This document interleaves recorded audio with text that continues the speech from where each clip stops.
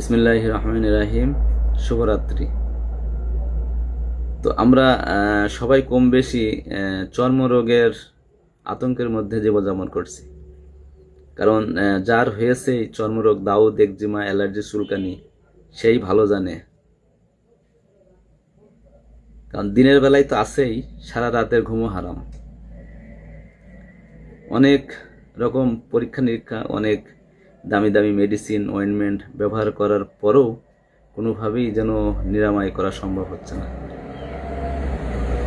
তো আমরা এর আগে হাসপাতালে যখন দাউদ একজিমার অয়েনমেন্ট এবং চুলকুনি অ্যালার্জির লোশন দিতাম, তখন কিন্তু এই রোগগুলো অ্যাভেলেবল ছিল না। কিন্তু এখন যেন মানে খুবই এক প্রকট আকার ধারণ করছে। ভবিষ্যতে আমরা যদি সচেতন না হই, একটু সচেতন না হই, তাহলে কিন্তু ঘরে ঘরে এটা ছড়াই যাবে। আমাদের যাদের শরীরে দাউদ, একজিমা এবং চুলকুনি হয়েছে, তারা হয়তো কোনো না কোনোভাবে নিজের অজান্তে হয়তো নোংরা পরিবেশ, নোংরা আবহাওয়া এবং নোংরা পোশাক, নোংরা বাসস্থান ব্যবহার করার কারণেই এই রোগটা শরীরে প্রবেশ করেছে। অনেকে আবার এই চর্মরোগটা, দাউদ, একজিমা, চুলকুনিকে আপনার করোনার ভ্যাকসিনকে দায়ী করছেন, যে আমার তো আগে ছিল না, এই করোনা ভ্যাকসিন দেওয়ার কারণে আমার এই সমস্যাটা হয়েছে। আসলে কিন্তু সেটা ঠিক না। কারণ করোনা ভ্যাকসিন দেয়নি এমন লোক কিন্তু খুঁজে পাওয়া যাবে না। সবাই মরণের ভয় সবার আছে, মরণের ভয়ে সবাই কিন্তু করোনার ভ্যাকসিন আমরা নিয়েছি। সবাই কিন্তু চর্মরোগ হয়নি। দাউদ, একজিমা, চুলকানি কিন্তু সবার হয় নাই, কিন্তু অধিকাংশ লোকের হয়েছে।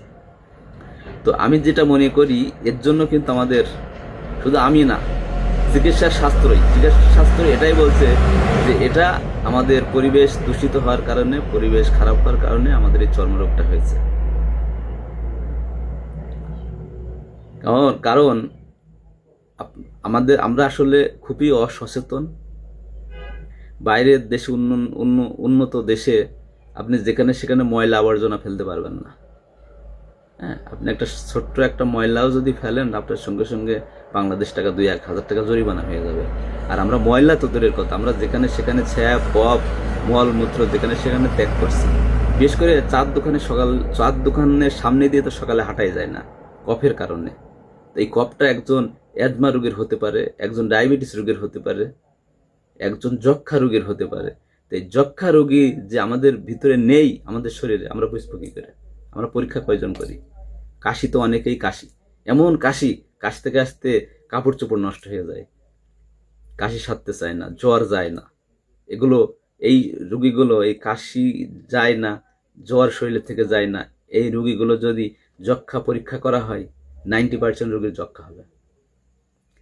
এখন এই কাশির রোগী, জ্বরের রোগী চার দোকানের সামনে যদি কফ ফেলে, ওই কফটা কি হয়? ওই কফটা তো রোদের সাথে শুকায়, রোদের সাথে শুকিয়ে ওইটা ধুলোবালির সাথে মিশিয়ে যখন গাড়ি যায়, গাড়ির বাতাসে উড়ে এসে আমাদের নাকে মুখে প্রবেশ করে। আর আমরা বাঙালি এমনই অসচেতন বাঙালি, আমরা একটা মাস্ক পর্যন্ত পরতে চাই না।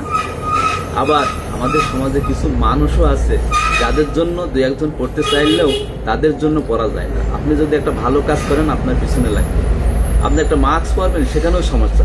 বলে মরার এত ভয়, করোনা এখনো দেশে আছে, মাস্ক পরছো, কিন্তু আরে ভাই সেটা না। বেঁচে থাকার নাম জীবন না, সুস্থভাবে বেঁচে থাকার নাম জীবন। তো আমরা সবাই সচেতন হই এবং আরেকজনকে সচেতন করি, তা নাহলে এই চর্মরোগ বা আরো অন্যান্য রোগগুলো একসময় প্রকট আকার ধারণ করবে। আমরা সচেতন করার স্বার্থে আমার পেজটা একটু ফলো দিবেন অনেকে, আর অবশ্যই একটু শেয়ার করবেন, কারণ আপনার শেয়ারের মাধ্যমে আরেকজন সচেতন হবে। আরেকজন সচেতন হলে আপনি রেহাই পাবো বা জানবো, সেও উপকৃত হবে, আমিও উপকৃত হব। এই জন্য অবশ্যই একটু চেষ্টা করবেন শেয়ার দেওয়ার জন্য।